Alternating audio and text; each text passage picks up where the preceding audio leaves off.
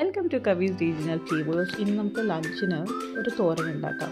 ഞാൻ ഉള്ളിത്തണ്ട് എടുത്തിട്ടുണ്ട്, പിന്നെ 4 മുട്ട, അതിലേക്ക് ഉപ്പും മഞ്ഞൾപ്പൊടിയും മുളക് പൊടിയും ഗരം മസാല. ഇത് നമുക്ക് നല്ലോണം ഒന്ന് അടിച്ച് ജസ്റ്റ് ഒന്ന് മാറ്റി വയ്ക്കാം.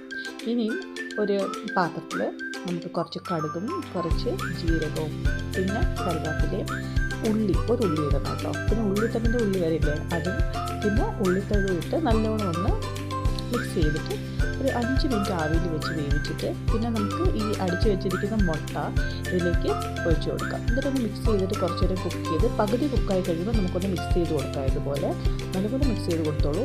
അത് കഴിഞ്ഞിട്ട് നമുക്കൊന്നുകൂടെ ഒന്ന് അടച്ച് വെച്ച് ഈ മുട്ടയുടെ ഈ സ്മെല്ല് മാറുന്നതിന് വരെ നമുക്കൊന്ന് കുക്ക് ചെയ്തെടുക്കാം. അപ്പോൾ ഞാനത് കുറച്ച് അധികം നേരം ഒന്ന് കുക്ക് ചെയ്യാൻ വെച്ചിട്ടുണ്ട്. അപ്പോൾ മുട്ട ചോറ് റെഡി ആയിട്ടോ.